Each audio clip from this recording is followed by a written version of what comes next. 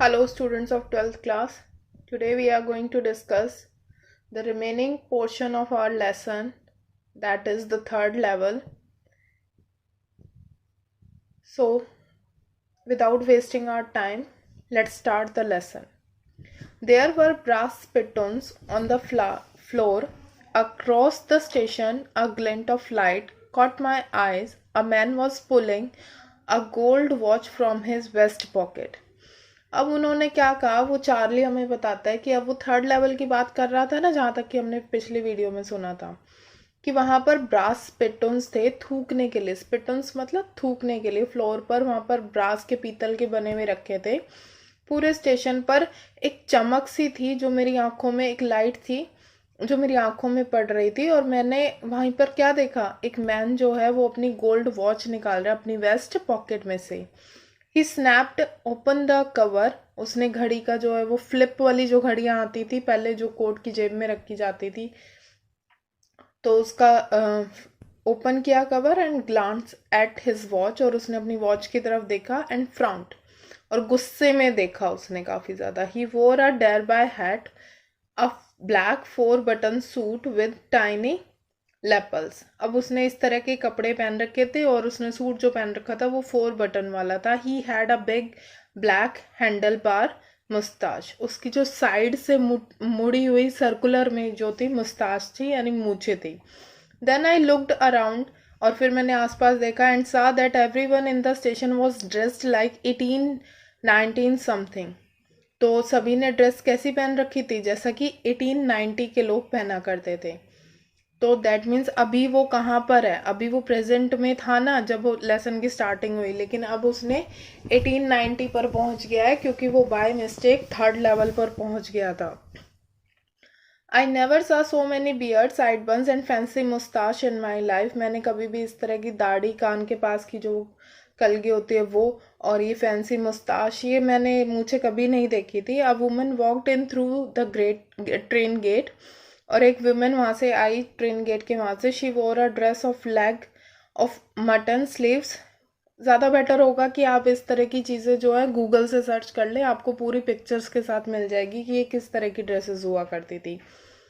Skirt to the top of her high button shoes. उसके high button shoes पर उसने skirt पहन रखी थी। Back of her out on the tracks, और उसी के पीछे ट्रैक्स पर I caught a glimpse of locomotive, a very small Currier and Ives locomotive. ये लोकोमोटिव जो है, ये लोकोमोटिव की कंपनी का नाम है। कुरियर्स और आइव्स वगैरह जो दिया जाती थी, मतलब वहाँ पर उसने एक लोकोमोटिव देखा with a funnel shaped stack. ये ट्रेन जो है उसका नाम है। एंड देन आई न्यू, और तब मुझे जाकर पता चला ये सारी चीज़ें कि मैं एक्चुअल में कहाँ पर आ गया हूँ। To make sure I walked over to a news boy. मैं एक न्यूज़पेपर के अपनी सारी चीज़ों को क्लियर करने के लिए, श्योर करने के लिए अपने आप में, मैं एक न्यूज़ बॉय के पास गया, यानी न्यूज़पेपर वाले के पास। और मैंने वहाँ पर क्या देखा, and glance at the stack of paper at his feet. जो उसके पैरों के वहाँ पर बहुत सारे न्यूज़पेपर पड़े थे, उस पर मैंने नज़र डाली। It was the world. वो क्या था न्यूज़पेपर का नाम? The world. And the world hasn't been published for years, और अब तो वो पब्लिश होता ही नहीं था आज के टाइम में। The lead story said something about president Cleveland. वो क्लेविलैंड के बारे में, उसने उस टाइम के प्रेसिडेंट के बारे में कोई स्टोरी थी वहाँ पर। I have found that the front page sense in the public library files and it was printed. और उसमें क्या प्रिंट हुआ हुआ था, यानी वो कब का था, चल रहा था जून 1894 का वो प्रिंटेड था। I turn toward the ticket window knowing that here. अब मैं जो है वो टिकट विंडो की तरफ मुड़ गया क्योंकि मैंने ये सारी चीज़ें जान ली थी।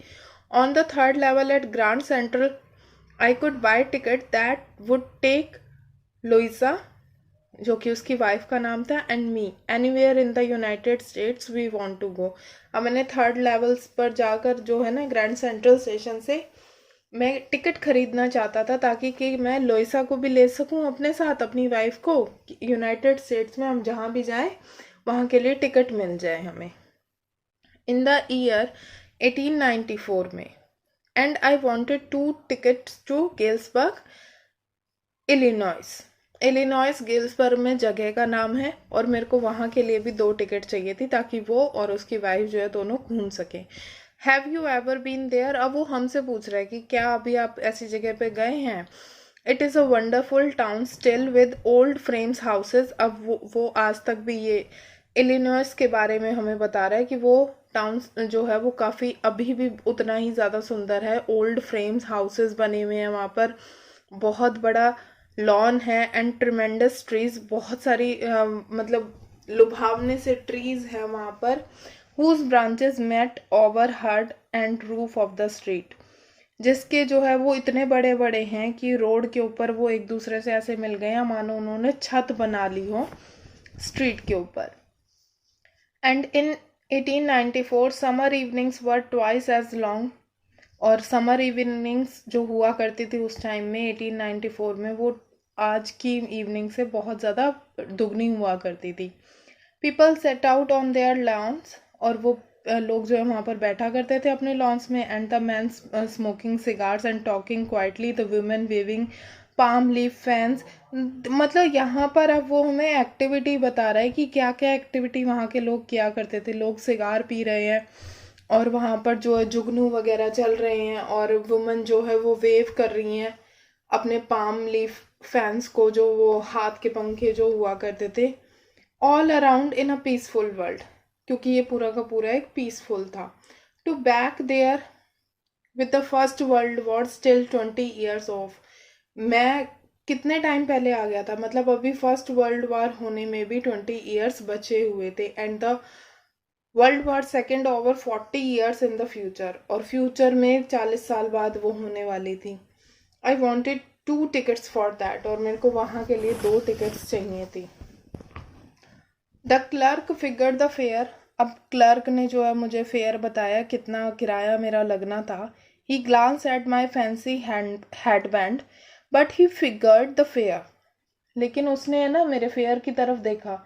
And I had enough for 2 coach tickets 1 way. मेरे पास 1 वे का ही 2 टिकट का इतना ही किराया था, इतना ही पैसे थे मेरे पास। But when I counted out the money and looked up, the clerk was staring at me. जब मैंने काउंट करा मनी को तो मैंने ऊपर नज़र उठाकर देखी तो क्लर्क जो है मेरी तरफ घूर रहा था। He noted at the bills. Bills यहाँ पर मनी को कहा गया है। उसने बिल्स की तरफ देखा, मनी की तरफ देखा। दैट एंट मनी, वो मनी नहीं थी मिस्टर। क्लर्क बोल रहा है, क्या है ये, पैसे थोड़ी है। He said, and if you are trying to skin me, यानी तुम मेरा अगर उल्लू बनाने की कोशिश कर रहे हो, you want get very far, तो तुम ज़्यादा दूर नहीं जा पाओगे। And he glanced at the cash drawer besides him, और जो उसके वहाँ पर साइड में कैश ड्रॉर जो रखा हुआ था उसकी तरफ वो देखने लगा। Of course the money was old style bills. अब हकीकत बात है उस टाइम में जो है पैसे दूसरे हुआ करते थे। Half again as big as the money we use nowadays, और वो साइज में जो है हाफ हुआ करते थे। जिस टाइम मतलब आज की जो मनी है ना वो उसके हाफ हुआ, वो हाफ है उस टाइम के पैसों से। एंड डिफरेंट लुकिंग, और टोटली डिफरेंट था। I turned away and got out fast, और मैं वहाँ से चला और मुड़ा, और मैंने ये देखा कि अब वहाँ से निकलना है। There is nothing nice about jail even in 1894। अब वो कहता है कि जेल तो जेल है, वो चाहे आज की हो या पुराने ज़माने की हो, तो उसको उससे बचना था।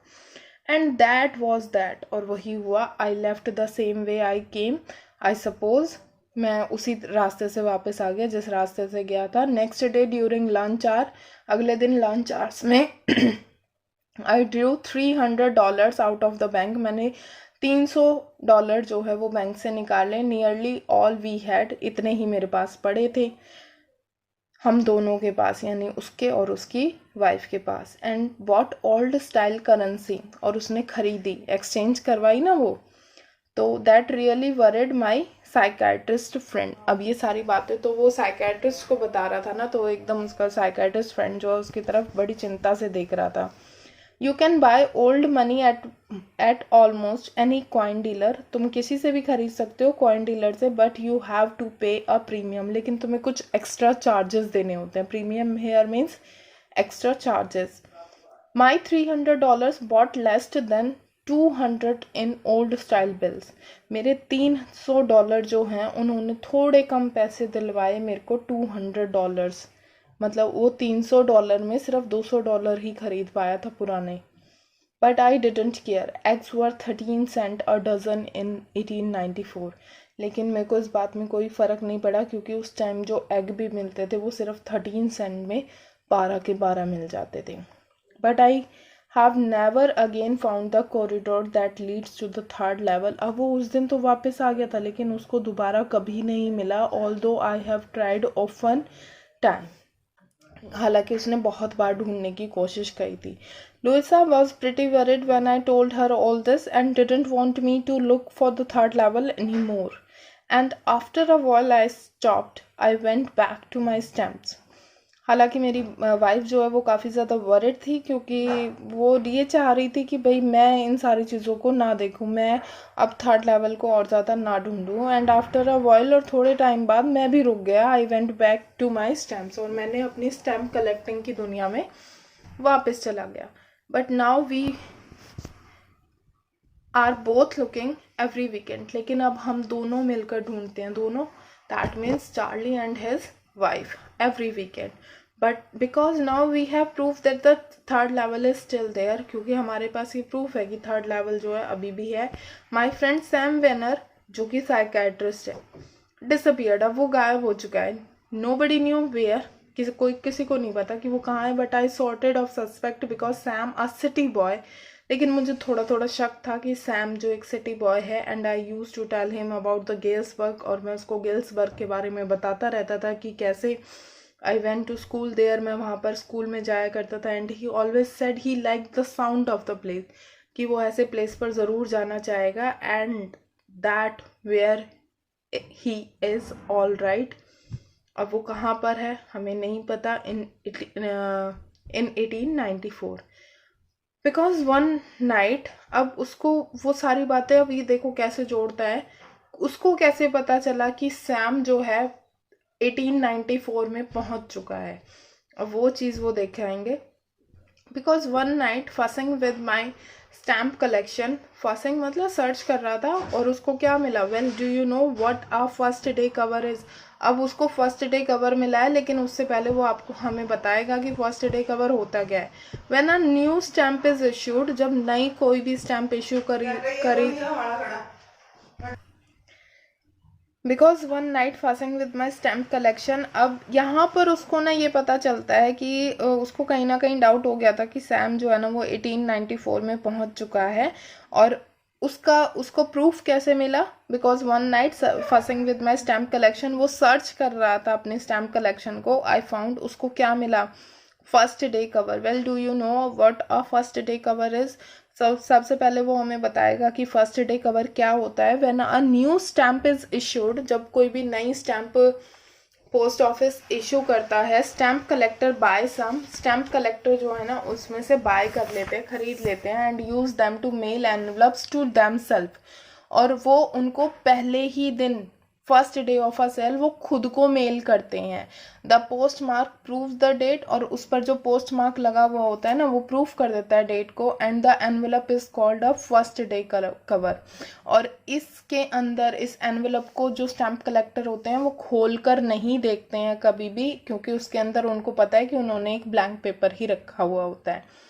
अब ये तो हमें पता चल गया फर्स्ट डे कवर क्या होता है.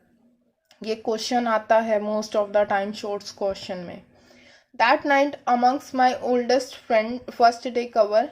उस रात जो है जितने भी मेरे फर्स्ट डे कवर्स, मेरे जितने भी पुराने थे, क्योंकि वो दादाजी भी उसके दादाजी को भी यही आदत थी, तो वो उसी चीज़ों में था. बट देयर इट वॉज, लेकिन वहाँ पर कुछ था. It was there because someone has mailed it to my grandfather.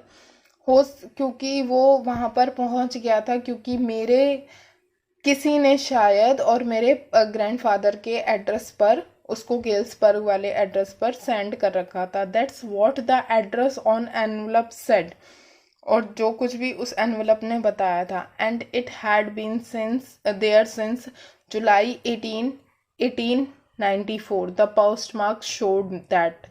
मतलब अब उसको डेट भी पता चल गई है कि किस दिन की है। Yet I didn't remember it at all, और मेरे को ये याद नहीं था। अब देखो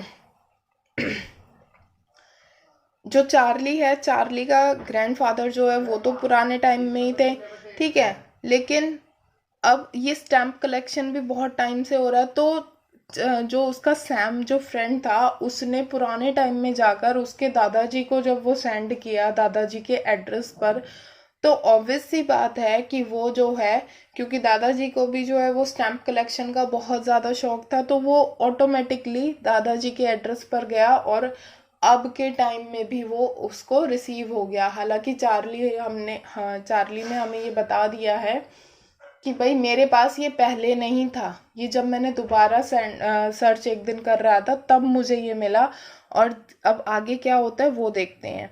yet I didn't remember it at all, मेरे को ये याद नहीं है। The postmark showed that, postmark ने वो दिखाई दिया। The stamp was 6 cent dull brown, stamp जो थी वो 6 सेंट की थी, यानी ये पैसे थी, डल ब्राउन कलर की थी, और उस पर एक पिक्चर थी प्रेसिडेंट गारफील्ड की, वो उस टाइम का प्रेसिडेंट थे।